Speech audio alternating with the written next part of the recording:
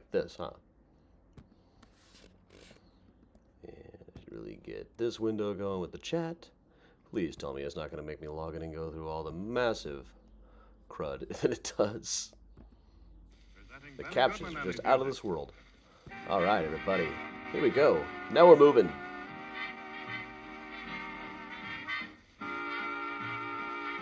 Good evening, Chris.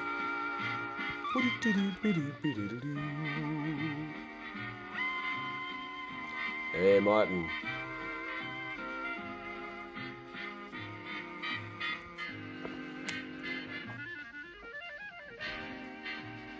Hey, everybody. Hey, Kathleen. Hey, Dad. Hey, Octavio.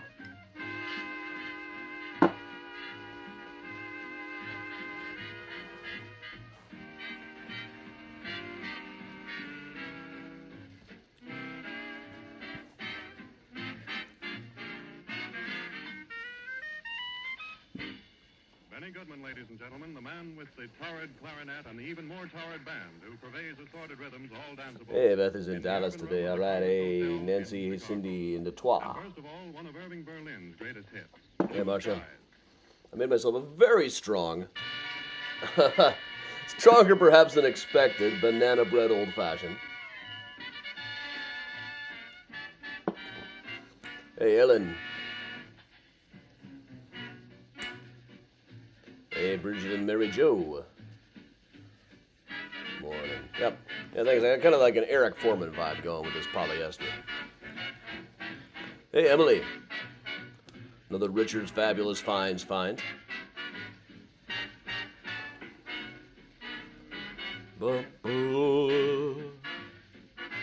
Kathy in Arkansas.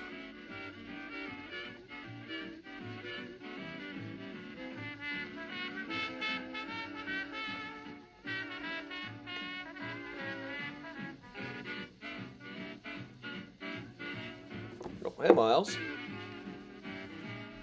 Miles. Look who's here.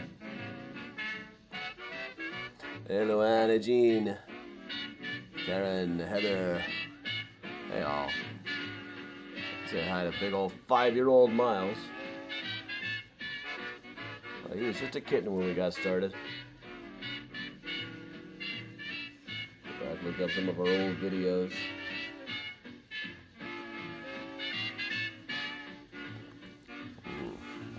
Either Lori.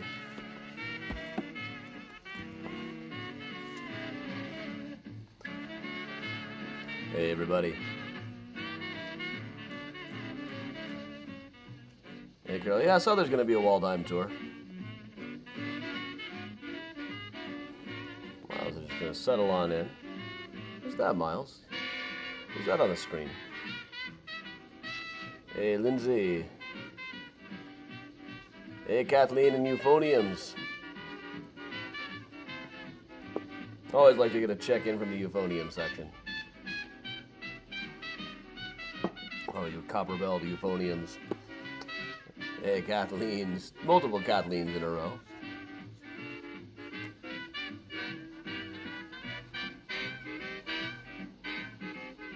Hey, everybody.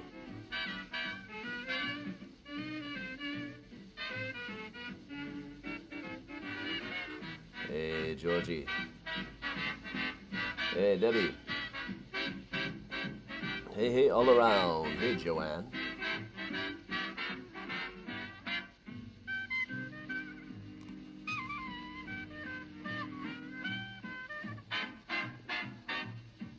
Hey, Londa.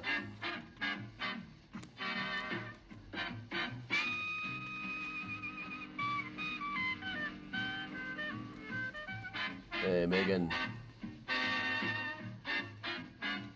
Hey, Maria and Geraldine. Now, Susan, I haven't seen that one yet.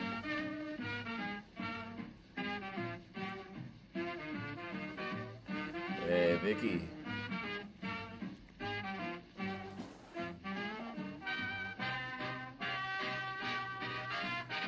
Excellent, Bridget. Hey, Cindy. Hey, Miles. Miles is sitting pretty still tonight. Debbie, I do a whole tour on Taylor Street. There's a lot on Taylor Street. Need to bring that one back this year. I don't think we did it last year, did we?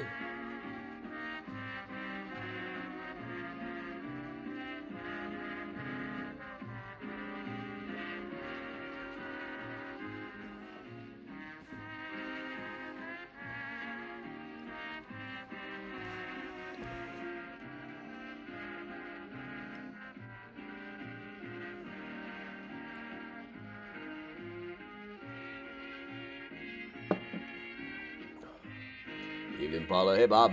Hey, Mary.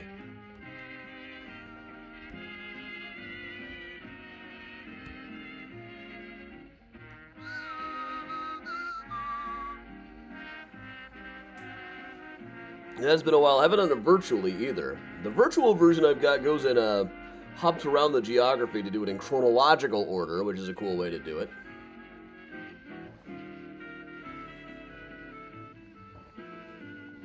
Hey, Heidi.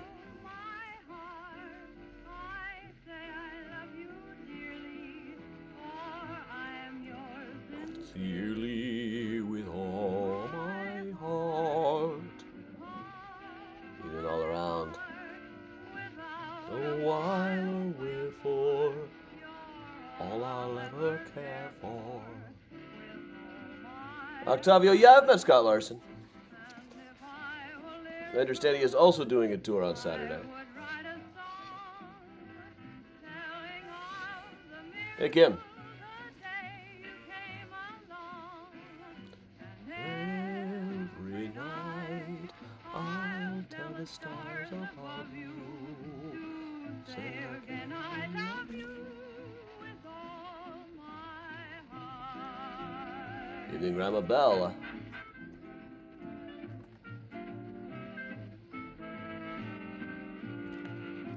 Miles. Just don't log me off, okay? You would, you know.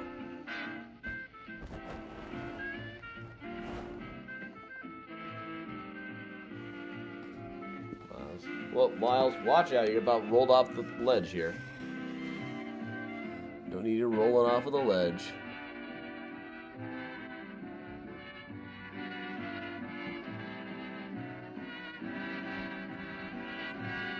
Purring and purring over here.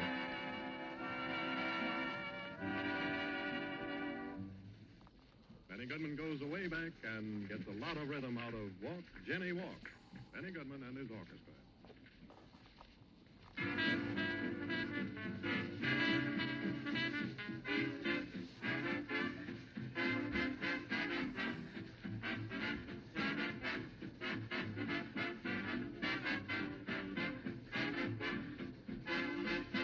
Hey, Chris.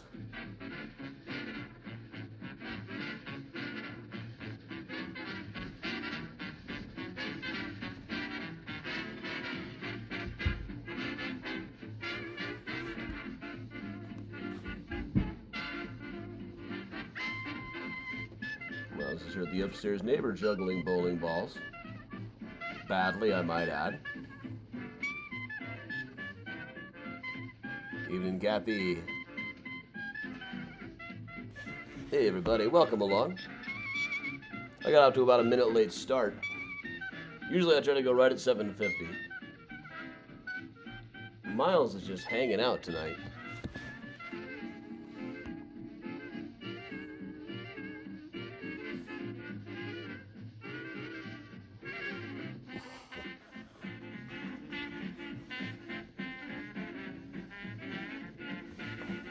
Hey Janice.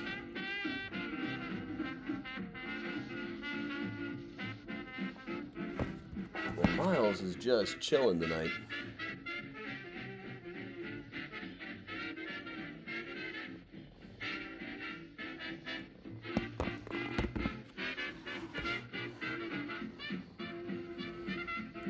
Kathy sounds good. Having a banana bread old fashioned over here.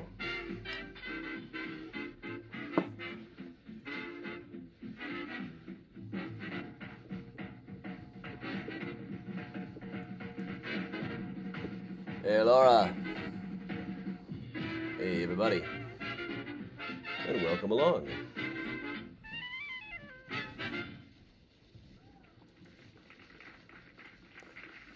And they all loved it. They all loved Yeah, those so far, everything's all all right over here.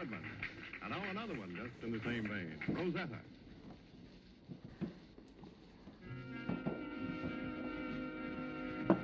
We'll let Benny Goodman do one more song, and then we will start up properly. I do have some new footage and some new information tonight. Replaced some old footage. It was about 4 years old.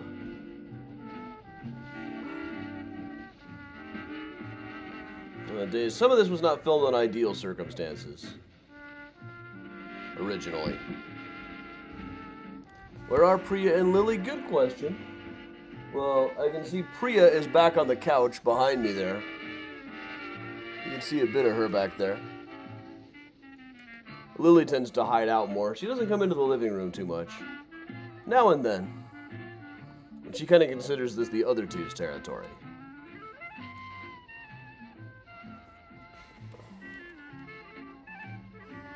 Hey, Florecita. Sue, you take some bourbon, banana bread, banana liqueur, a little bit of brown sugar, simple syrup, and chocolate bitters. There you have it.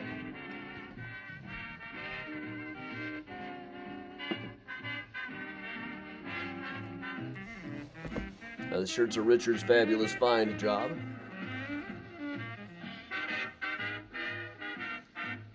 Possibly the finest vintage menswear store there is. I certainly don't know if it's equal in New York. Yeah, the banana bread old fashioned, I tried one of these in Austin about a month ago.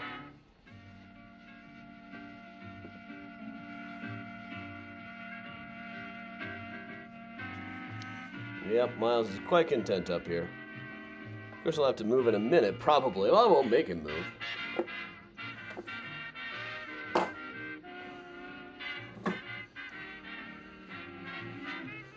Evening with Hispanic over on YouTube.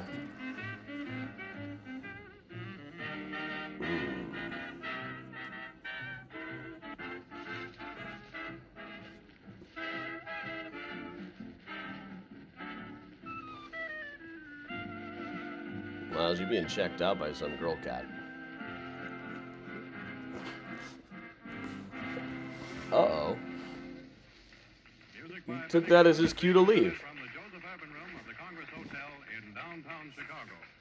All right, that has been Benny Goodman coming to us live from the Joseph Urban Room in the Congress Hotel in downtown Chicago. Well, that's Benny wrapping it up. Means that we are going to get started properly. Welcome along, everybody. I'm Adam Seltzer from Mysterious Chicago Tours. I've been a tour guide and historian in Chicago and New York for nearly 20 years now. I've got about a dozen Chicago history books out, including Mysterious Chicago, the book, The Ghosts of Chicago, now in a new edition since I last did this tour, I see. H.H. Holmes, The True History of the White City Devil, Murder Maps USA, and most recently, Graceland Cemetery, Chicago's Stories, Symbols, and Secrets. We've got a couple more of them coming out. There'll be one about Johann Hawk and one about Trinity and St. Paul's graveyards in New York, both possibly out by the end of the year. I don't know exactly when they're planning on the Hawk book. That'll probably be early next.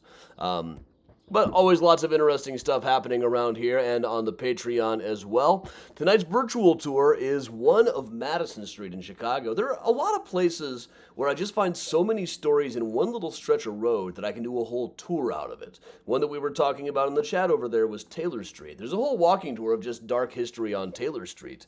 The Madison Street one, I don't really have enough in one part of Madison to do the whole walking tour. This one extends a little bit further than most people are actually going to want to walk on a walking tour. But that is the fun of virtual tours, is that we can do this all remotely. We can show these pictures. We don't have to worry about getting too tired. We don't have to worry about mobility issues. We don't even have to worry about traffic or getting hit by cars. It's always a bummer when somebody gets completely flattened in the middle of a tour, don't you think? But all right, so what we're going to do is we're going to go on Madison, a street that cuts right down the center of Chicago. We are going to start right at the edge of the loop at Grant Park and Madison and Michigan Avenue and proceed on our way westward. We got some new footage for this. I went out and refilmed some of this stuff today, including this beginning. Right here we have Michigan Avenue, what the kids call the goth Target there. And here on Wabash is the old Madison Wabash station. It's been rebuilt a little bit now, but it used to look about like this. Hold on a second. Somebody is unable to view tonight's video. I'm just going to tell it very briefly. Try refreshing. It is up. I don't get that quite as much. It used to be, I remember when we first started doing these things, it was like I'd get 9 or 10 of those a night from people who couldn't figure out Facebook Live. Only so much I can tell you here. So this is the old Madison and Wabash station. Now, a story here goes back to 1921. There was a young woman by the name of Jeanette Hoy.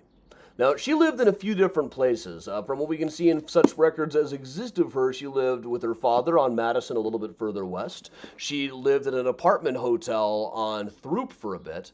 And she lived at the Eleanor Club, which was an apartment complex for single women. At a time when it was harder for single women to find a place to stay. Maybe not as hard as it is sometimes supposed, but harder than it was, harder certainly than it is today. Yeah, she's going for this early flapper vibe here, but kind of coming off with a pirate vibe. And in any case, while she was at the Eleanor Club, she met a woman by the name of Catherine Davis. Now, the two of them became very close friends, but the thing is, after a while, Eleanor announced that she wanted to be more than friends. So Catherine turned her down, and Jeanette wrote another letter to her saying, "I want to patch things up. You probably don't understand how a girl could love another girl like I love you." Then she started sending her flowers and jewelry and candy, just begging her to be friends again. And then when none of that worked, Jeanette decided to send her a letter with a bullet taped to it. At that point, Catherine went to the police. Arraigned before before a judge, Jeanette promised not to annoy Catherine any further. But a few days after that, she was waiting when Catherine got off the train here at the Madison and Wabash stop and shot her. Now, she pulled out a gun and shot her, not fatally, then ran down the platform into an alley nearby where she shot herself 3 times. Again, not fatally. After that, she wandered into a cigar shop on the corner here at Madison and Wabash and announced that she needed to use the phone and promptly collapsed. Now, not much is really known of what goes on beyond there. And she was arrested, of course. Both of them recovered at St. Luke's Hospital. Now, Catherine initially announced that she was going to sue for $25,000, but ended up dropping most of the charges. Jeanette was just fined $100 for assault plus court costs. But about 3 years later, she was in the news again, in 1923, 2 years later. She had been sending threatening notes to another girl that she had a crush on. This time, she was sent to an asylum, and up until recently, that was where the story ended. I hope that she got the help that she needed, but she kind of disappeared off of the record. I did find a slightly later account of her, though, that mentions that she was sent to the asylum, but found to be mentally just fine and discharged. But shortly after that, she and a woman called her companion, one Catherine Miller of Nelson Avenue, were arrested for making threatening phone calls to the same girl from the previous case. And I don't really know what happened after that. Jeanette announced that she wanted a jury trial, not just a hearing before the judge. Catherine initially pleaded not guilty, then changed her plea and took a fine. After that, I haven't been able to find much. There's a few people with her same name, Jeanette Hoy, but none that I can really connect back to her. She seems to be absent by the 1930 census. The most likely scenario is she probably married some man and changed her name and settled down. But you never know. Who knows what else there might be to find of this story. But all right. We're going to move just down the block from here. See the train going by, so still at the station. Now we are passing the Goth Target. I saw a Target sign earlier and thought we were. I should know better than this. But here, Louis Sullivan's Target building originally was, among other things, it was the Selfridges building for about a year, then the Carson Perry Scott, then eventually Target. But right here across the street, we're going to take a look. You see, across the street is this other building. You can see this one with all of these windows. All these really weird little light-colored, light blue windows right below me here. This is on the site of the old McVickers Theater. The McVicker family had started out working with like John B. Rice's theater. They've been a part of Chicago professional theater as long as there has been professional theater in Chicago. But Mr. McVicker had a daughter named Mary who in the 1850s was a child star here at the McVickers Theater. And this below me is one version of the McVickers Theater. There were several of them over time. And any number of stories we can tell about this. One is when Mary grew up, initially she stepped away from the theater, having outgrown her role as a child star. But then Edwin Booth moved to town, or came to town to play Romeo, persuaded her to be Juliet, and eventually married her. And she had a long theatrical career, despite the fact that her reviews here in Chicago had not been kind. She did get better reviews in New York. George Templeton Strong, the diarist, went to see them in Romeo and Juliet and said she was pretty good. And this was a private diary that he did not intend to be published, and he did not hold back on criticism of people he didn't think were quite up to snuff. But going back to the 1860s, just before Edwin settled in here, his brother, who is more famous in history now but wasn't more famous at the time, John Wilkes Booth, appeared here at McVickers Theater. There was a couple of weeks stretch in 1862 that he played a lot of the major Shakespeare roles. In fact, Macbeth, which he told the Chicago Tribune was his favorite play, was long credited by the Oxford English Dictionary as the first published use of the word assassination. Now, there's all of these speeches in here about plotting to kill a king. He also played Richard III, where he plots assassinations. He played Hamlet, where he plots assassinations. It must have been very weird for people who attended these performances, and by all accounts, they were very popular. The Chicago Tribune said that he was a genius, maybe not as skillful as his brother, but more creative in his delivery, more ingenious. It must have been very weird to have attended those and remember those speeches where he made plotting to assassinate somebody after 1865, when he in fact lived up to it. I don't know if I can trace Lincoln to a place right on Madison. The Tremont House, where he gave a speech in 1858, is fairly nearby. The courthouse would have been fairly nearby. So we're also very close. But elsewhere, there is a connection here. Just a very vague one to H.H. Holmes, the Devil in the White City guy. One of his victims was a young woman named Emmeline Segrand, who moved into his building in 1892 and vanished in December of that year. Holmes told everybody that she had gotten married and moved to Europe. It almost certainly did not happen. So Emmeline had come up from Dwight, Illinois. She'd been fired from an alcoholism cure place because she was too much of a dreamer. She would from what we know of her letters, she would write long inspirational quotes at the end of letters. While she was in Chicago, she said she was engaged to somebody. It was probably Holmes. She gave the guy a different name every time. It's kind of like she knew she was carrying a secret she wasn't supposed to have. She knew that Holmes was already married to somebody. The impression I get is that he told her that his wife was about to die, and as soon as she does, we'll get married, and we'll go live in a big house on Honore Street. So Emmeline was a dreamer. There's a lot of drawings like this of her, and the drawings indicate that she had her photo taken several times. But there's never been a confirmed photograph that survives. One of the fun things about the H.H. Holmes case is it takes place in this little sliver of time when newspapers had gotten really good at doing illustrations, but not quite doing photographs yet. However, some years back, the History Channel came up with this envelope of Holmes-related photographs. Most of them turned out not to have anything to do with Holmes, but there was this one picture in here. I'm not even sure I should post this, but I always do when I do this one. There was this one picture in there taken at Stevens Photography in the McVickers building. We do have one account of Emmeline going to visit a friend in the McVickers building. So this is a photograph that looks about right to me, is in a Holmes-related photo archive, and was taken in a building that we can't trace Emmeline to.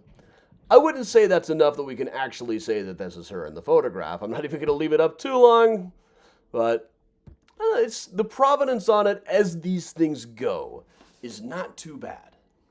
But unfortunately, we don't have other photographs of her to compare it to, for one thing. And if it said Emmeline on the back of it, I would be ready to say, yeah, that's probably her.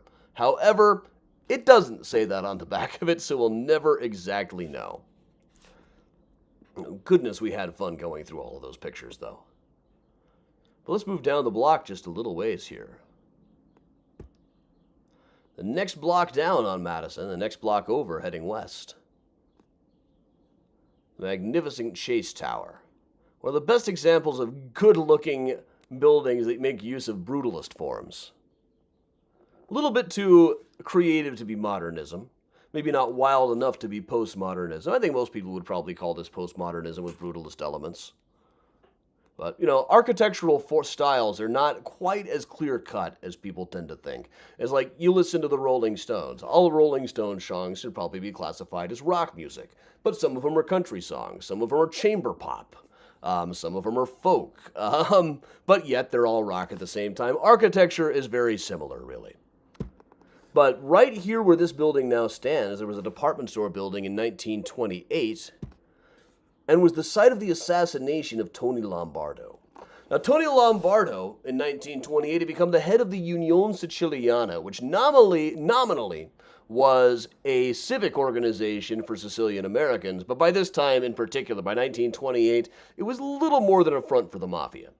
Now, whoever controlled the Unione Siciliana was essentially the head of the Chicago mob. Not being a Sicilian himself, Al Capone could not become president of it. But Lombardo was widely seen as really just kind of a stooge for Capone. He was going to be kind of a puppet ruler of the Unione. But by this time also, people who ran the Unione Siciliana tended to have a very short life expectancy. They instantly became assassination targets, and that is what happened here. He was killed right here at Dearborn and Madison, right at rush hour too, one of the busiest intersections in the world at the busiest time of day. Possibly the most public hit the mob could ever possibly do. Here's a whole crowd gathered around him. You can see it's summertime because they're all wearing their straw hats, their straw boaters. I was just reading today about Straw Hat Day in September, when if anybody was still wearing a straw hat after a Labor Day, it was considered perfectly acceptable to grab the hat and punch a hole through it. Occasionally beat the person up who was wearing it too. But the way they got this done is there was an airplane being brought into this department store. It was going to be some kind of an attraction. So everybody was kind of looking up, looking, ooh, they're putting a plane into the window. While everybody was looking up, an assassin came up and shot Lombardo right outside of the place. Now, eventually, the bullets were brought to a forensics lab. In the late 1920s, they were starting this process of identifying the hammer marks on bullets and saying they could trace them back to the gun that had shot it. Whether they were actually correct in these forensics depends a little bit on who you ask. The indication was that it was the same, that it was most likely this was revenge for the Capone gang having killed Frankie Yale. Now, Frankie Yale had been Capone's old boss, but he had sort of switched sides and was working with the Moran gang now. So he was killed in New York, possibly by the same people Capone would hire a few months later for the St. Valentine's Day massacre. But once again, it's kind of an issue of, do we really know who did that one? We have a pretty good idea. It was the gang from St. Louis that he brought in. But that just goes by these forensics, which aren't always perfect. A couple eyewitness accounts too, but it's one of those unsolved mysteries. That's why we keep talking about it. Let's move down a little. I meant to redo this footage today, but I just couldn't park. That happens sometimes. The stuff I did manage to get, I almost can't believe. But this is a little section of Madison near LaSalle Street. Here in Madison, LaSalle, this is, you almost could have called this newspaper row. Lots of early 20th century newspapers had their offices right around here. Among them was the Chicago American. They started to call this the Madhouse on Madison. So there was a Tribune office here for a while. There was the Examiner. There was the Journal office. A lot of this is chronicled in books like The Madhouse on Madison Street. So this is not only where all of the newspapers were, including the Record right over here, which is the morning version of the Chicago Daily News. So this was also where the Newsies hung out. This is a Newsie photograph by J. Ellsworth Gross. This is them gambling on a cockfight. Newsies did a lot of gambling. And they did a lot of things that we would probably consider problematic today. All of them had nicknames. Most of the nicknames were rather unpleasant and problematic, but at the same time, they were the most diverse bunch of kids in the city. J. Ellsworth Gross took a lot of photographs of them, some of which survive, but usually just in newspaper versions. But then due to health issues, he wasn't able to go out to the alley anymore, so he just kind of painted a backdrop, painted a version of the alley, and he uses a backdrop, and he would have kids pose in front of it. But amongst these, not only are these like a group of largely self-sufficient young kids, but often they were brought in to fight in what was called the Circulation War. In fact, the Chicago Daybook, one of the lower tier papers, said that every single newsie was a part of this. Now, when William Randolph first decided to open the Chicago American, he told his circulation manager to go to Chicago and start a paper. And the guy said, well, you're going to have to shoot your way in. And Hearst said, take all the ammunition that you need. Which is what he did. They moved in and hired the Tribune circulation manager, who brought with him all of their newspaper sluggers. These were people who made sure that a certain newspaper would have prime space on newsstands, that newsboys for certain papers would have prime spots on busy corners. This involved some actual slugging, and by one account, in the 1920s, at least 27 people were killed in these circulation wars, which is possible, but newspapers usually tried to keep this out of the news. The ones that talked about it the most were the ones that couldn't really afford to have sluggers of their own. Like the Daybook. To paraphrase Billy Bean in Moneyball, there's rich papers, there's poor papers, there's 50 feet of crap, and then there's us. The Chronicle as well. In 1905, the Chicago Chronicle had a big expose of newspaper sluggers and the newspaper wars and all the pugilists and the schools of crime that the Tribune and American were using.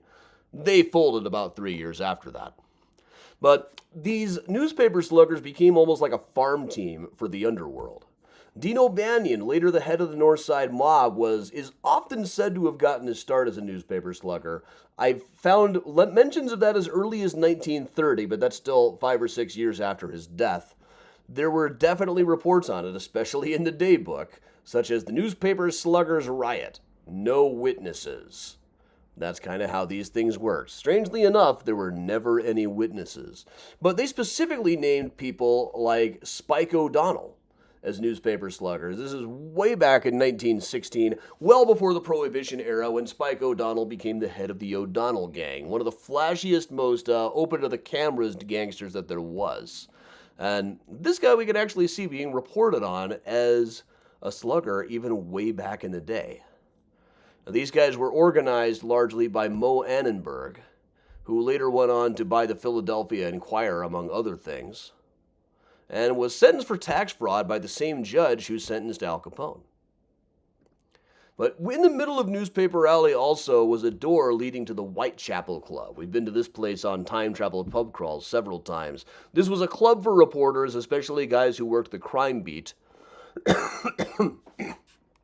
Here they had a lot of skulls in evidence. They would drink out of skulls. They kept actual murder weapons and little parts of ropes that had been used in executions. They had the ashes of one of their members who was cremated out on the Indiana dunes because cremation ovens hadn't quite become a thing in Chicago at the time. And here we got this one skeleton posing either with a very modern ring light or a toilet seat over his face.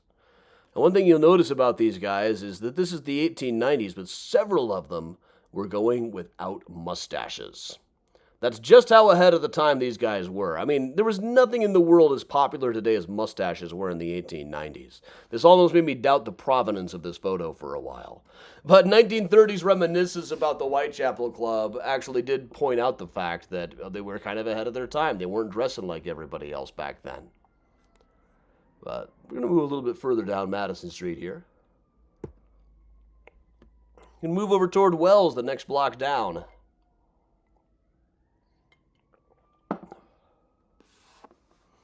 Where there is presently a Bank of America and nothing really all that exciting.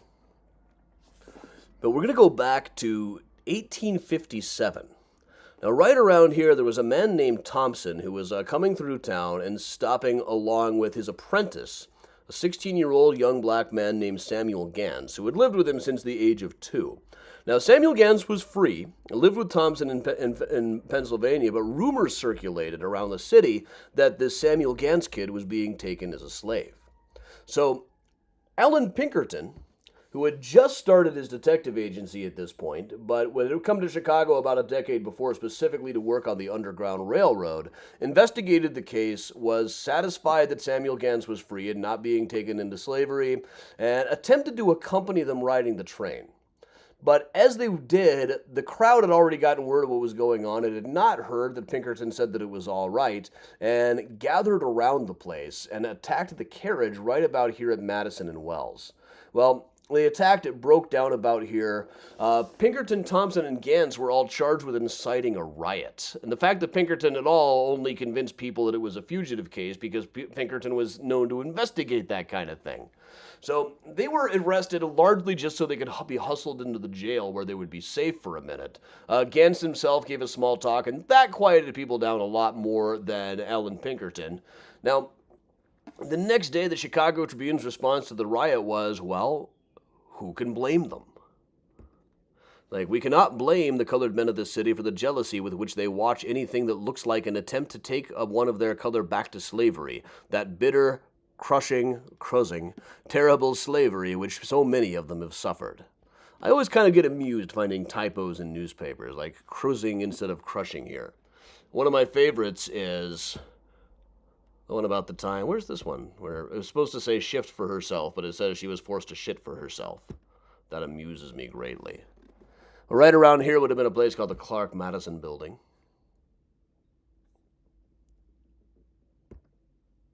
That absolutely collapsed.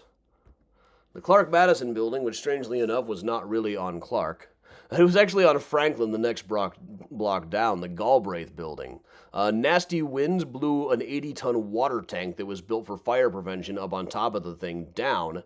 Workers had been saying it was unsafe. There were 450 of them in the building, 100 of whom had desks in the path right underneath of the water tower. But the thing just fell. You go all the way up here. It's kind of like, you ever played that Intellivision game Beauty and the Beast, which is kind of a Donkey Kong knock-up? You keep going up and up and up the building. And then you could get right to the next to the last level where you would win. But if you walked over to the side, you would go it would show your guy going all the way down. That's what happened with this water tank. Going right down the building. Now, remarkably, only 4 people were injured, including a woman who ran a bird store in the building. She was blown behind the counter and buried under rubble for a minute, but then taken home with just a bruised shoulder. A boot black who was working outside was knocked into the basement and knocked up pretty hard, but he recovered as well.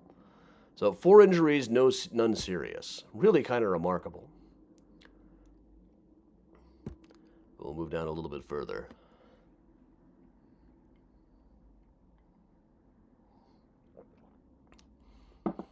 We get down here to Wacker Drive and come to the Civic Opera Building, which I've always described as kind of like a Beaux-Arts style building slapped onto an Art Deco frame. An absolutely gorgeous old building from 1929 by Graham Anderson, Probst and White. Today it is still the home of the Civic Opera. Move up just a little bit up here because they happen to have the best sign game in the business. A lot of buildings have interesting message board signs. The Civic Opera has the best in town. This is their current one that I got a shot of today. Opera, the original tortured poets department. They've also had Carmen, bringing sexy back. And this is kind of like youth pastor vibes in a way, like sitting backwards on the chair. So, kids, you know who else needed a 3-day weekend to sort out his business? But I love it. I love it that they have fun with their message board sign. You know, opera singers are just like us. I've seen the graffiti backstage at the Met. They're just like all of us. But the Civic Opera Building. So, this building may in fact be cursed. Oh, sorry, this is the view of it from Lower Wacker Drive. And here's a grand view of the whole thing from the opposite side looking at it from the river. It is sometimes said to look like a throne. Now, even when it was being built, it was said to look like a throne. Samuel Insull, the builder, allegedly said, "And when I die, I will come back and sit in that throne." There are a lot of urban legends. Some say it is facing its back to New York because his wife couldn't make it as an opera singer in New York. And he said, since you can't make it there, don't worry, honey, I'll build you an opera house. those people are confusing it with Citizen Kane. But there is a little bit of a thing. His wife was an actress, not an opera singer. He did have a reviewer of the New York Times passed out drunk trying to write a bad review of her. That guy went on to co-write the screenplay for Citizen Kane. And there was a different Chicago millionaire who got tied up with an opera singer of questionable talents. Really, Insel was just a big patron of the arts. He was a big patron of the operas. He built this the way it looks because he specifically wanted to make money. Operas normally did not make money. Now, even if you sold every ticket, it cost so much to put them on. The idea was these two towers on the side would be offices whose rent money would keep the opera afloat. But the thing is, the place was almost cursed. There were at least 3 deaths in construction. Plus, this is one of the construction shots. Later on, there'd be another rich Chicago manufacturer who died right outside of the place. And then, in right around the same time, there was 1929. Right before it opened, there was a daredevil who was climbing up the top of the place and died in a stunt. Now, also, he hit somebody and hit a kid on the ground and killed him as well. This was a daredevil by the name of Rudy Cimino. There's actually some film footage of him doing his stuff. He does this off and on. Now, here he is on the top of probably the Palmolive building. Climbing up on top. I'm not really scared of heights myself, but I'm scared of seeing other people on heights. He only fell down about 5 feet there.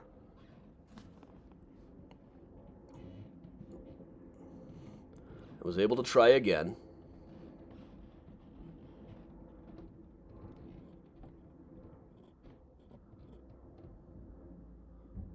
I'm sitting backwards on the chair. Hey, kids, you know who else needed a 3-day weekend?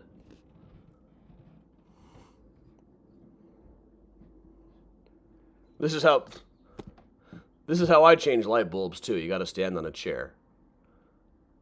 And also you can, if you use your feet, it's actually easy to change them. The kind they had back then anyway. But he was not so fortunate when he tried to do the same sort of stunt at the brand new Civic Opera building. And all of these deaths here were right before it opened in late October of 1929, right after the stock market crash. Now, it didn't really impact people immediately. Normal people didn't really feel the effect for a while. They had an opera here for opening night just shortly after the crash, and attendance was still okay. But over time, it trickled down a little bit. It dwindled. Now, Samuel Insel himself lived in a penthouse up on the top floor, but he lost all of his money and all the money of lots of people in his holding company, had to flee to Greece. He is notably not present in the Insel family plot on the pond at Graceland Cemetery, which I've never really included on the tours. Maybe I will this weekend at the Supersize tour. Shameless plug. But right across the river is the Chicago Daily News building by Haldebert and Root, the rock stars of Art Deco in Chicago, which has this fantastic plaza that includes like a whole history of printing. Notable people from the history of printing, like Mr. Pulitzer himself, Mr. Medill from the Chicago Tribune, even one of their fierce rivals, and Benjamin Franklin is over on the side there as well. Notably absent is Wilbur F. Story of the Chicago Times. We all know what I think of that guy. But a very cool building, this whole plaza. Now, having a plaza outside of a skyscraper like this was a very new concept at the time.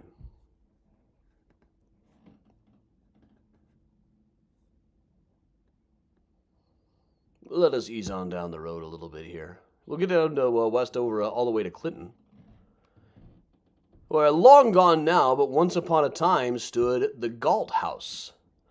Now, this was a hotel that figures into the story of George H. Painter. 1891, George H. Painter was living with a woman named Alice Martin, who was not his wife. Now, he didn't work. He spent most of his time drinking her money away. He was known to be a pretty awful guy. But she was also having an affair with a guy by the name of Dick Edwards, who also treated her terribly. One night, neighbors heard screams. Some minutes later, they heard George shouting, "Are you people all dead? My Alice has been murdered." Now, he said he had been at Schiller's Saloon at Madison and Canal, about where we are right here.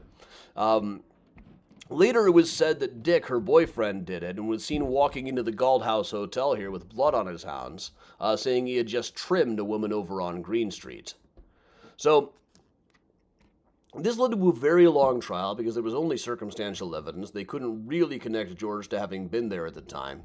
Now, Governor Altveld didn't believe that it was Dick Edwards because he was more into the shooting type than stabbing people as Alice had been.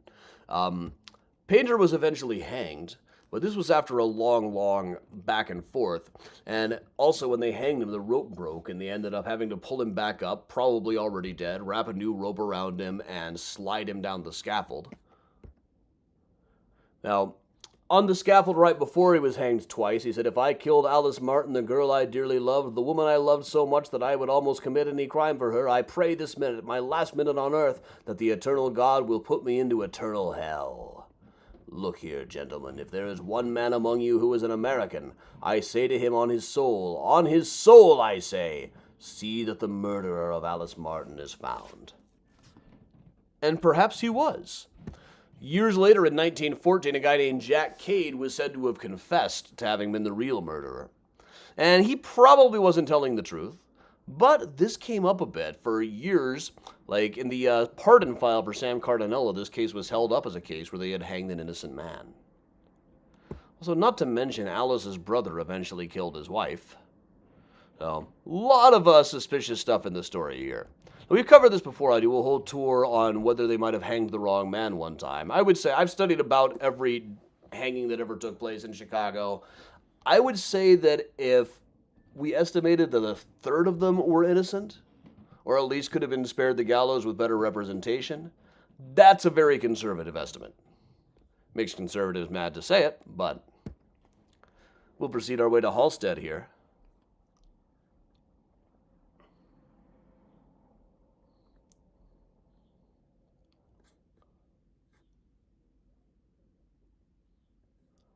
Also, the Gaunt House was also the hotel where Cap Hyman, the notable gambler, died after going nuts and thinking he was an opera singer and speaking in rhyme all the time. His wife, Gentle Annie, had him buried in Calvary Cemetery. But right here, this section of Madison was for a long time kind of referred to as Skid Row. This is an actual picture from it. Whiskey, vodka, wines, and hot dogs with all the trimmings. Man, I wish this place was still there. But in 1915, when this was Skid Row, there was a parade of the jobless and hungry here at Madison and Halstead, led by such people as Lucy Parsons, who was one of the widows of the Haymarket anarchists, and had gone on to a long career of her own. And in this point, the whole thing was attacked by the police. The police just showed up and started clobbering everybody. And there were quite a few interesting quotes about this later. They always blamed the Wobblies, the IWW, the industrial workers of the world. And one person said, "The real IWW of Chicago are the police. They engaged in the business of manufacturing crime so they can have the glory of stamping it out." One of the reverends said, "When the city of Chicago authorizes wild beasts to slug hungry men for publicly displaying the words of the Lord's Prayer, 'Give us this day our daily bread,' the city, I say, has declared itself to be anti-Christian, atheistic, and anarchistic." Not a bad line. Mary Wilmarth ended up coming to bail everybody out. She is now up at Graceland Cemetery. A couple of weeks later, they were all let go.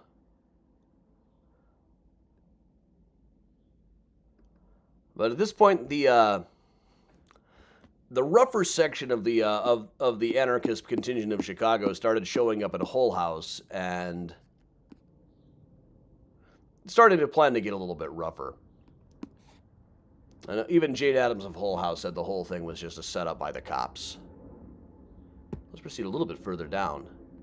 2 blocks over, at 1023 West Madison, we come to a bar called The Hub. We have been to the Hub a couple of times on time travel pub crawls. It'd be right next to where the Jets Pizza is now. We're moving a little bit backwards here from how we normally gone. This is one is going west to east. But you can't see the skyline because it was so raining and so looking so cool that day. But here in the waxing place, by this picture of a scary-looking woman, was a place called the Hub, run by a guy by the name of Jack Mullins. I love that we actually have a photo of this guy. He looks exactly the way that I would expect him to. Now, Jack Mullins was running this place, the Hub, which was a bar popular especially with counterfeiters, but also with grave robbers. And at one point, a counterfeiter was put in jail. Some friends of his were here at the Hub plotting a way to get him out of jail. Somebody said, well, hey, you want to get your friend out of jail? I'm the boss of all grave robbers in Chicago. Why don't we put a posse together, and we'll go steal old man Lincoln's bones down in Springfield, and we'll hold Abraham Lincoln's body for ransom, make a whole lot of money, and get your friend out of jail before we give the bones back. So all of this was plotted here on Madison Street. Trouble is, one of the members of the posse they got together was a double agent, so they did go to Springfield to Abraham Lincoln's tomb.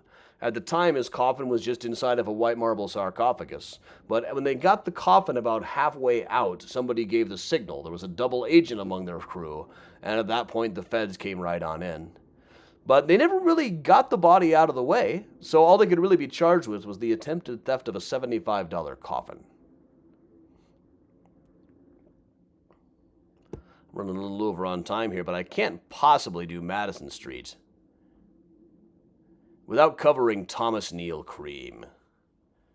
One of our old-time Victorian serial killers, actually a pre-H.H. Holmes serial killer here in Chicago. Looks exactly like you'd hope he would. But he had a doctor's office right here where the children's haircut place was when I did this filming. I'd have to double check if it was still there. But Thomas Neal Cream was a doctor who had an office here where he was performing abortions. Now, he had made the news once. One of his patients died. He and the nurse were both held in court for a while. There was this Chicago Times headline, "Cream, a Tartar." But nearby, there was a boarding house where a young woman named Alice Montgomery came in a few months after Cream was released. She came in, had dinner with all of the other boarders, then excused herself to the private ladies' closet, was heard to scream, doubled over in pain. By the time the doctor arrived, it was too late. It turned out that she had undergone an abortion recently and been given painkillers that were laced with a whole lot of strychnine. Now, she was right next to Dr. Cream's office. Some of the drugstores involved were places that Dr. Cream was known to send people, but nobody really took much notice of this at the time. Even about a year later, when Dr. Cream was first arrested for poisoning his girlfriend's husband, nobody really seems to have connected Alice Montgomery to it at the time. This is one Dean Job just had a book about Dr. Cream out. He mentions me as having figured this one out. Always like it when I get to solve a mystery. But he was sentenced to a term in Joliet prison. It was only after he got to London that he became known for performing abortions and then lacing the painkillers with a whole lot of strychnine. He was eventually hanged in London for that.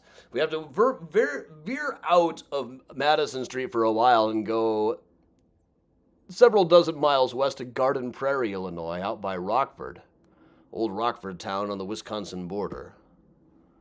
Is this wonderful gravestone for Daniel Stott, his wife's, his girlfriend's husband, whom they seem to have killed, that says poisoned by his wife and Dr. Cream.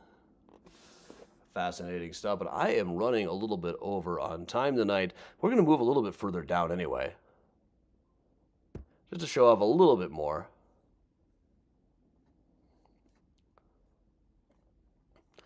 Right around here at 1900 West was a place called the Roby Tavern. Not to be confused with the Frank Lloyd Wright Roby House down in Hyde Park, though I've talked about this and had people think that's what I was talking about. There was a little place called the Roby Tavern that was said to be haunted by a woman in a black dress who would wander around the grounds with her hands folded in front of her like so.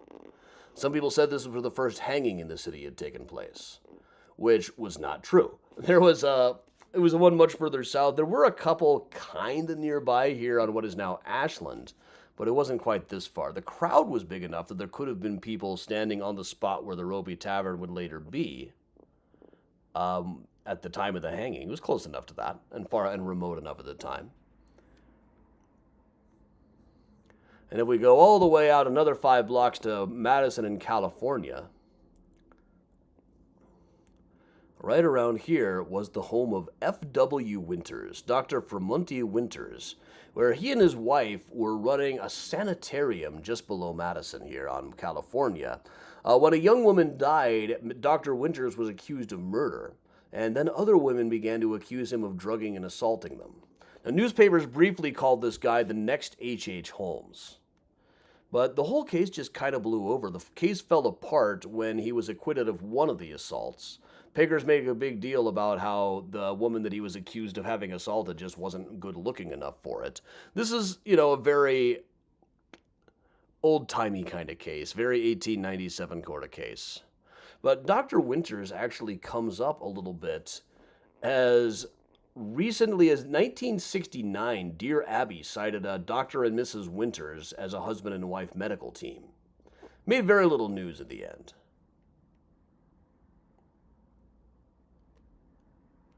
But here we are.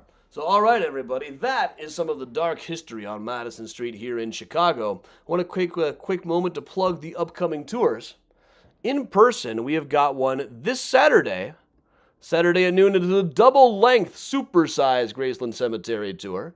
If you are on the season ticket tier of the Patreon, you'll get there's a code up there for 50% off. It's normally a regular price walking tours. You have kind of a season ticket for. That would include the one May 26th at Rose Hill Cemetery next weekend, Memorial Day weekend.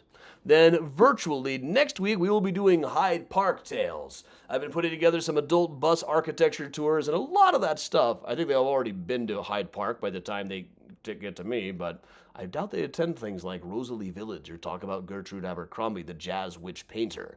So many cool stories about Hyde Park.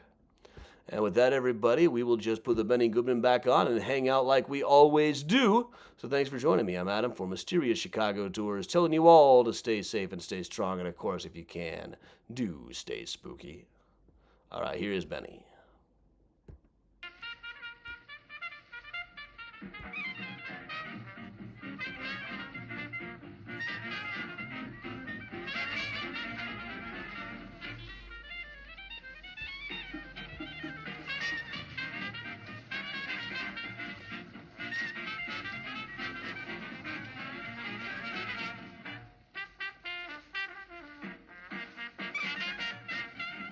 Thank you, Kathy.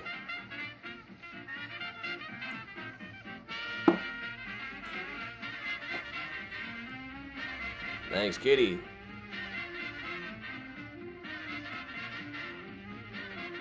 Okay, Timothy, now tell the joke. I'm only seeing a bit of the comments over here.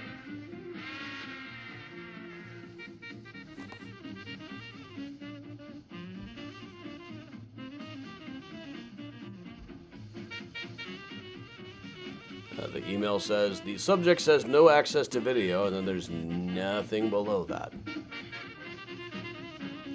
Well, Marge, I hope you figured it out. Thank you, Diane. Thanks, Carolyn.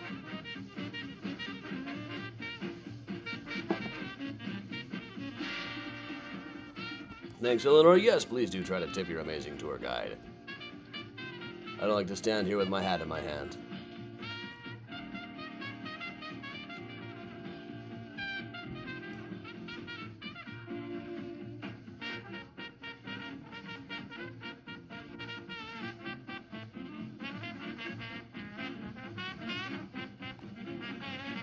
Hey, Kitty.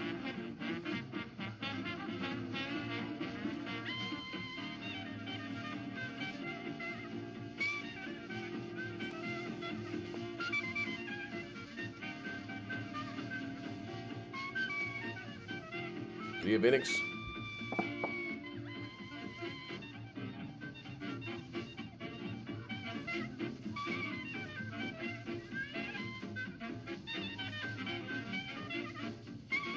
Show the Ann Landers pick again. What was that on the right? That's a good question. The Dear Abby and her sister Ann Landers. That is...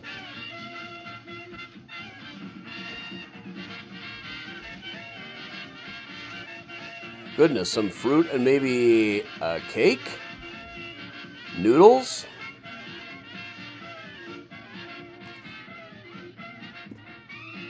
A rabbit? I hear you like magic. I got a wand and a rabbit.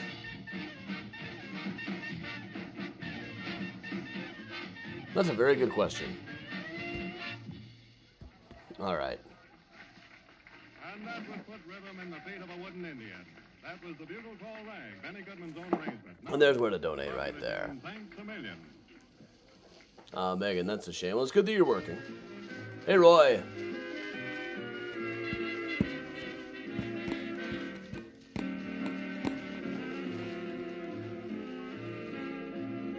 Let's see if I can pull up that paper again.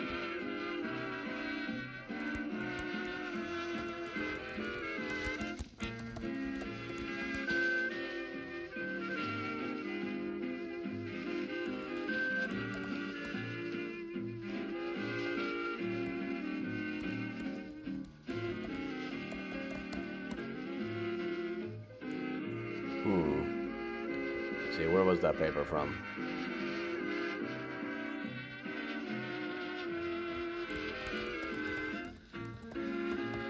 $1969.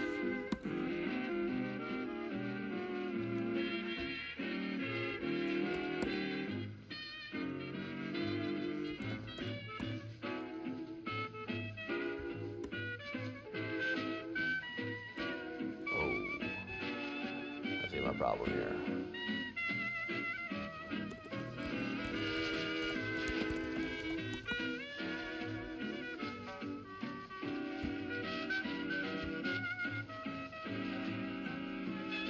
All right, it is stuffed chicken thighs in Italian style. Let me get the whole thing up here.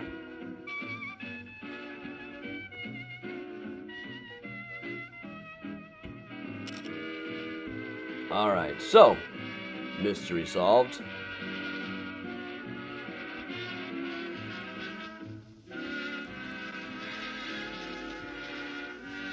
Serve chicken thighs in Italian style. Down Harlem Way, they're all trucking. And here's Helen Ward to tell you all about her. For the Mostly Hers section in the Arizona Star. A new cooking technique for chicken thighs called mini rolls has been developed. You may wish to try it. They may be stuffed with your favorite bread dressing if you wish, or try them this way in an Italian dish.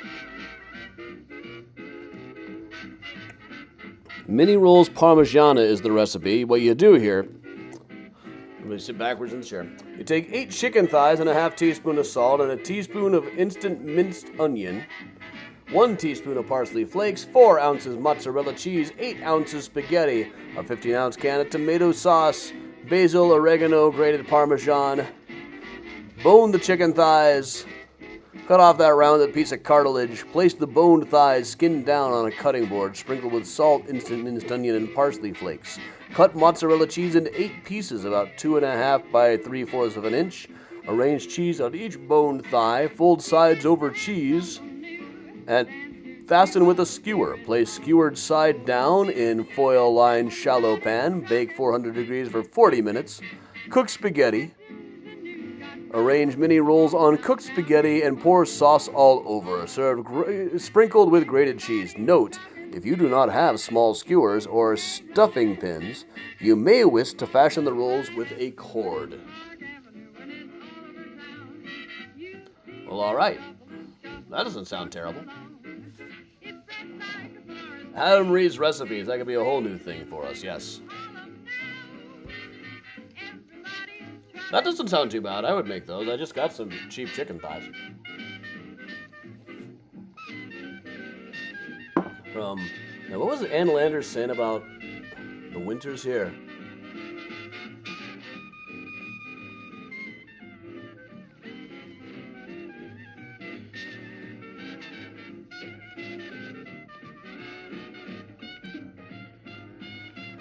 Oh, geez. The first letter to Dear Abby that day says, I am a very religious person and believe that everything in this world happens as a result of God's plans and wishes. Am I wrong then to feel that when we fall ill, it is God's will and perhaps God is trying to punish us for some wrongdoing? That's why I never take medicine. Why fight God's decision? If you can answer this, you are a genius. From Has Faith. On the Alamo. And Dear Abby says, Dear Has, I'm no genius, but ask yourself this. If your theory is right, why then did God give man the knowledge and power to conquer illness? I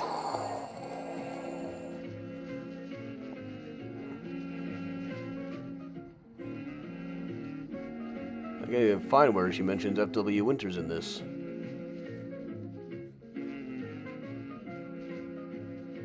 Oh, there it is. It's next to Dear Abby, actually. But I mentioned in this article, Dr. Mary Norton Winters, graduate of the University of Michigan Medical College in 1889, shortly after Holmes was there, and her husband Frumenti Winters arrived in Tucson in 1892. They started practicing in New York in 1907. Dr. Mary Winters died in 1927, leaving one daughter and her husband. Before her death, she and her husband she agreed that the survivor of the twosome would write an epitaph in Latin. Her epitaph translated in English reads, remembered for her remarkable simplicity and loveliness of character, as well as the saintliness of her life.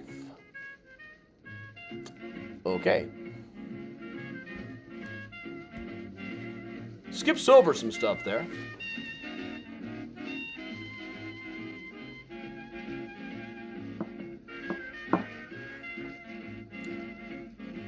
There is no illness, only Zool.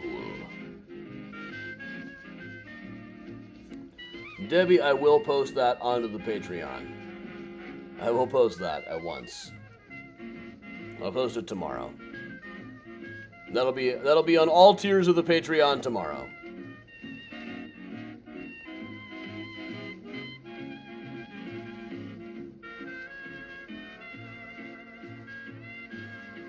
Kimberly, I have not tried buying a sous vide yet, though I do buy, like, the Trader Joe's sous vide dishes.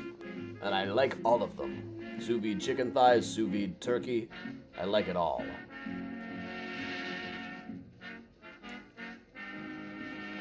And there were plans to do a mysterious Chicago dinners. Financially, and things got kind of weird with the chef. Yeah, it kind of fell apart. But still something I would like to do sometime.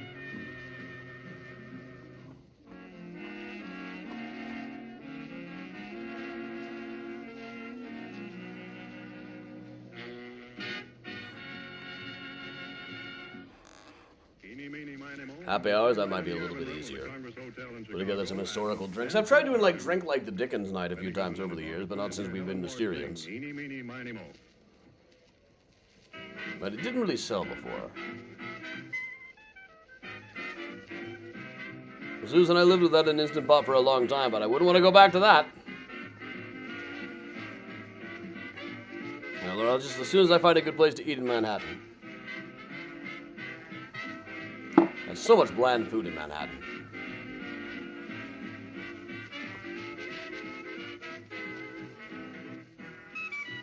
It's a long story. The mysterious Chicago dinners. I shan't tell it. Carol, thank you for asking. Ronnie's book signing was excellent. Thanks to the few of you who came out.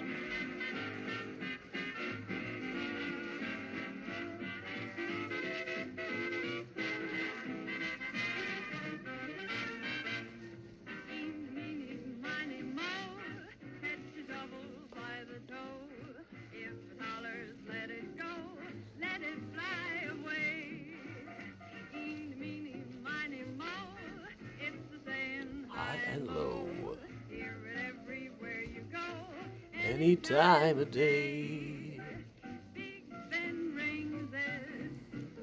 What's next for me? I might be filming with the History Channel in June. Right now I'm busy battling with Major League Baseball.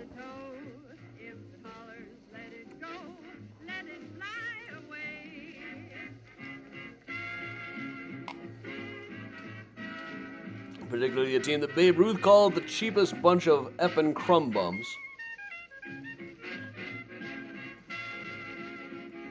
Find Your Graves Friday is tomorrow. Gina, it's a new History Channel show. They want me to talk about the St. Valentine's Day Massacre in 4-bar harmony and full orchestration.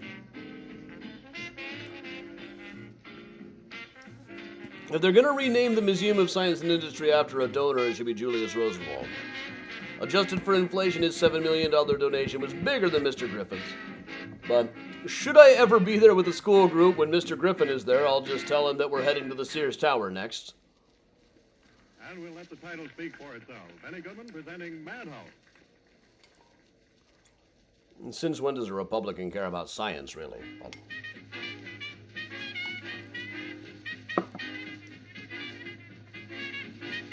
But still, if he's going to do something with all that money, it might as well be a big donation to the MSI.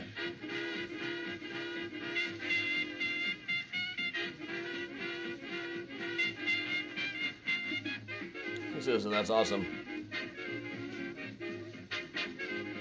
I don't like anybody's actually going to call it that.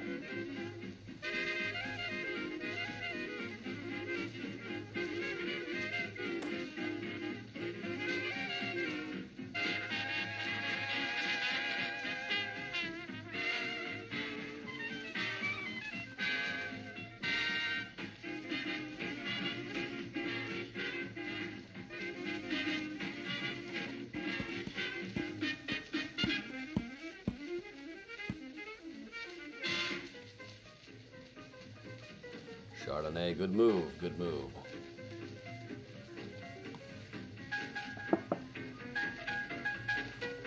Thank you, Ann Jordan Baker, for the donation. Not a lot of donations tonight. I don't wish to shame people. I will be at that museum a couple of times next week. I have 3 school groups next week. We're going to Wrigley Field.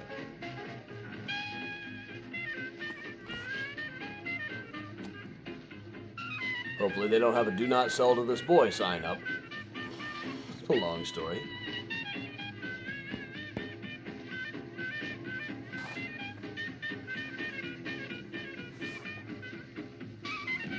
The Brewers offered me some game tickets, and I'm ashamed to say I just figured out their logo today. I don't know how many times I looked at that Milwaukee Brewers logo on baseball cards with the glove without realizing it was an MB. But now I know. Yeah, it's a pretty busy week tomorrow, but only one of the groups is not like a 9 to 5. And one of the groups is going to Death Becomes Her, the musical, which I'm excited to see. I saw the movie when it first came out, and it was a little over my head when I was 12. Saw it again a few years ago. I thought it was really pretty good. But it is one of those things that I can just imagine working better as a musical.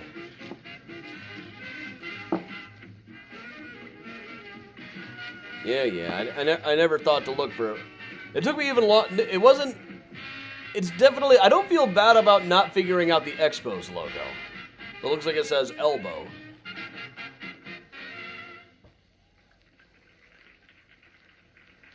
Well, yeah, I never stopped to think about it until I looked at it closely today. But hey, the Brewers seem like nice people. Everybody likes the park. And I've always said Milwaukee's one of my favorite Chicago neighborhoods.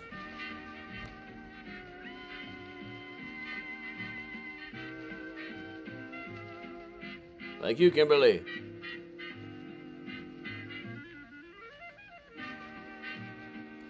There's a lot of things that I never stop to think about, like the Amazon with the arrow that goes A to Z. The arrow and the FedEx. I never would have noticed that if it hadn't been for one of those internet things. Also, the M, that squiggly line on Mario's hat, is an M that stands for Mario. On Michigan Avenue in Chicago. This is the National Broadcasting Company. Good night, Vicky. Time for some more booze. Look at the boat.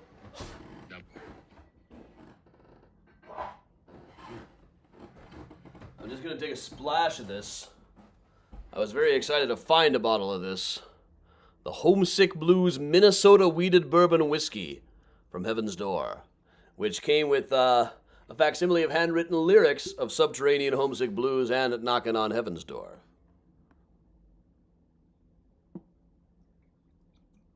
Just taking a tiny sip of this.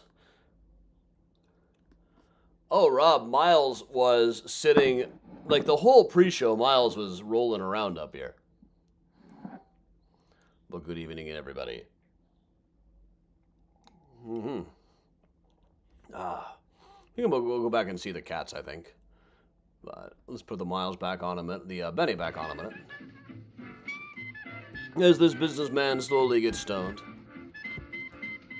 Better than drinking alone. Yeah, hey, Miles, did you hear your name? Miles is down here right now. Miles, you coming back up? Miles, or do you want to do some jumping? We could do some jumping, too. Hey, Jordana. Hey, good to see you, Jordana. All right, Miles, look what I got here. It's Jump Mouse. You want to show the people how you do some nice jumps? How awesome at jumping you are? You usually have to hide this toy, you get so into it. You won't leave us alone when Jump Mouse is around.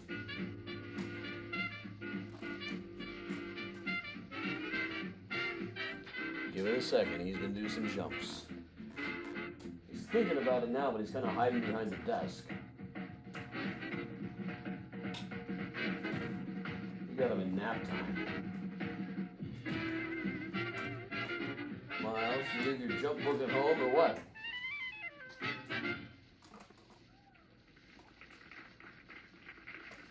And they all loved it. They all loved those Bastards when they played by Benny Goodman.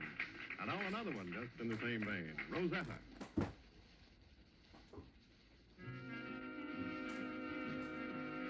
He did some very good jumps earlier today. Now he prefers to like just sit on his butt and bat at it. Let the mouse come to him. That's good, Miles. Work smarter, not harder.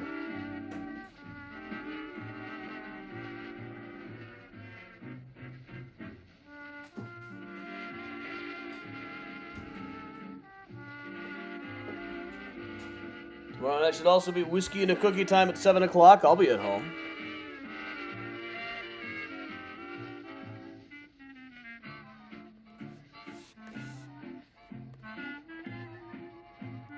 If you look at the Brewers logo upside down in the mirror, it says the good land. I think my whole generation cannot say Milwaukee without calling it Milwaukee. This is Algonquin for the good land. I'm a regular visitor there.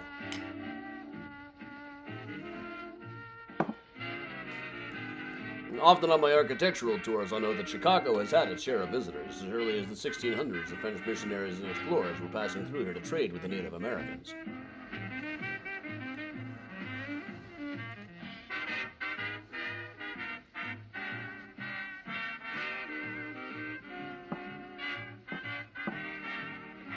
Kristen, yes, it's true. I think tomorrow I'll be featuring something that you talked about earlier today. Not the exact building, but the same kind of thing.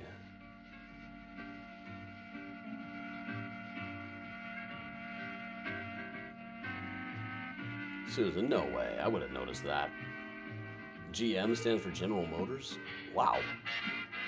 Right in the General Motors logo, too. That smacks of effort, doesn't it?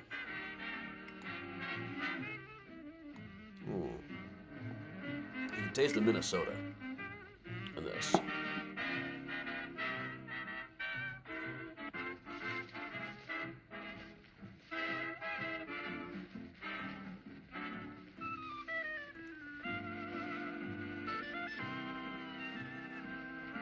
I've only had one group at the MSI. I mostly work in New York groups. Museum of Science and Industry group that I had, I didn't check out any of the museum this year. I was too busy sitting in the cafeteria writing 170 note cards, telling the kids where to sit at the Cubs game. Susan, IBM successful men selling every day. We're IBM successful men, that's why we are so gay. Hey.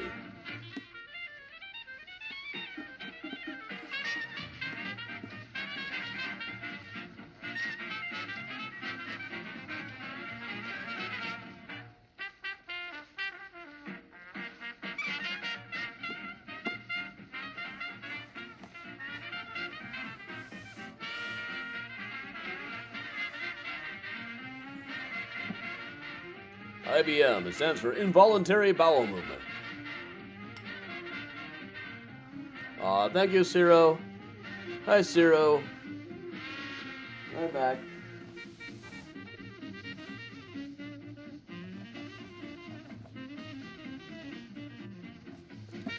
Good night, Susan. Oh, where Priya went? She was up here. Hey, Miles. Miles has come back into his position. Katie, I grew up on minor league ball, Iowa Cubs games so often. And ballpark still smells just the same.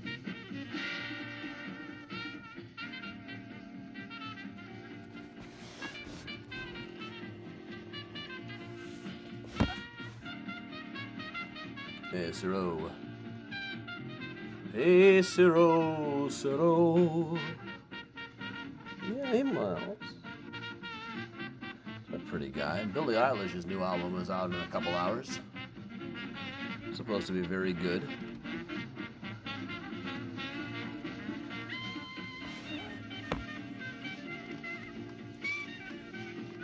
I spent the last week listening to the cast recording a stereophonic myself. I'm in the bright light. It's such a great feeling when you hear a song on stage, but it's not out yet, and snatches of it in your head for some time, and then it finally comes out. It's worse is when it never comes out. Sometimes it never comes out.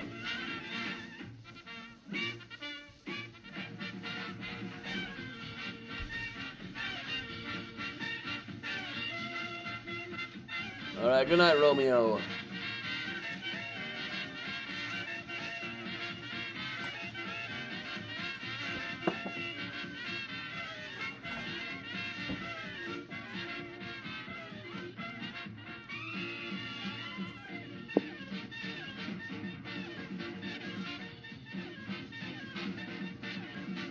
Miles. There's my boy.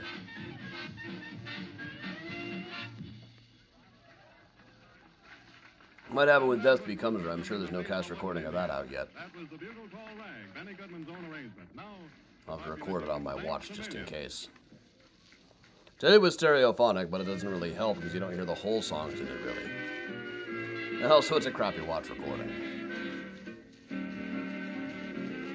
As they all say that you're a very beautiful cat. But you know that, don't you?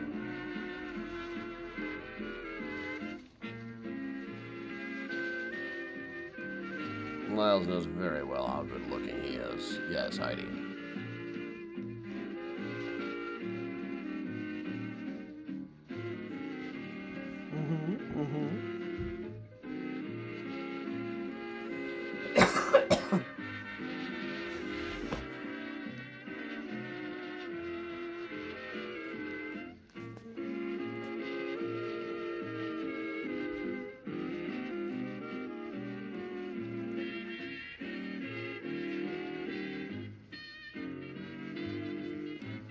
Alright, I'm freaking him out now.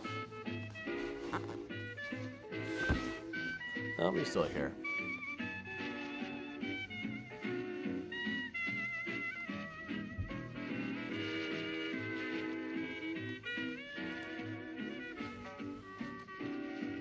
Well, alright, everybody. Tomorrow it's Find a Grave Friday. Miles is present looking very hard at my gonzo animation cell.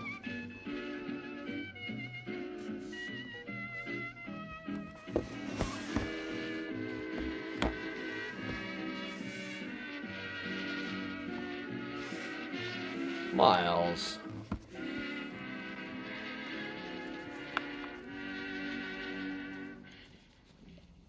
down Harlem Way, they're all trucking. And here's Purr, the purr, Miles to purr. tell you all about it. Well, all right, everybody. Thank you very much for joining me. Hey, we can turn the wheel here. Yeah, I already did turn the wheel. See, I added on the Captain of Dr. Caligari, but I can change it so he opens the door and sees Harold Lloyd dangling from a clock, or woman tied to the train tracks, or a dinosaur. Miles. Or this was a show that they, some clips that they used when they went to Planet X on Muppet Babies.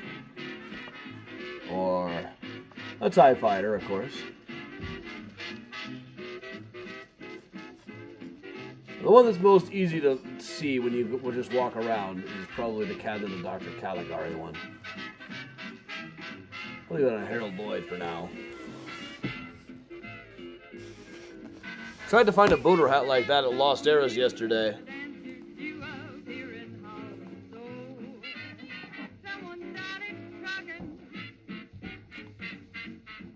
Even Lost Eras doesn't have a boater hat. They got Confederate Army hats.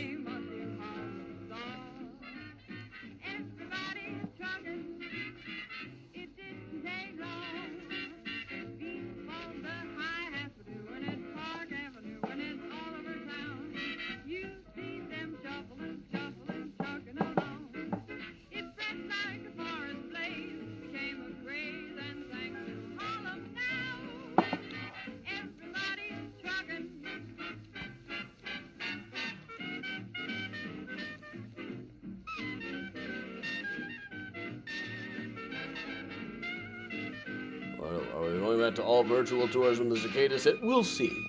We'll see. I'm not too concerned about the cicadas. I have a microphone. We'll see how things go. But thank you for joining me, everybody. I'm Adam from Mysterious Chicago Tours. Once again, I'll put this up here just one more second. And have a good night, everybody. I will see some of you on Saturday for Graceland Cemetery. Supersize. Next week, Rose Hill Tour. And next Thursday night, we'll be doing Hyde Park. See you tomorrow for Find a Grave Friday. And until then, I'm Adam from Mysterious Chicago saying stay safe, stay strong, and of course, if you can, stay spooky and go Brewers. And all the Chicago teams, too.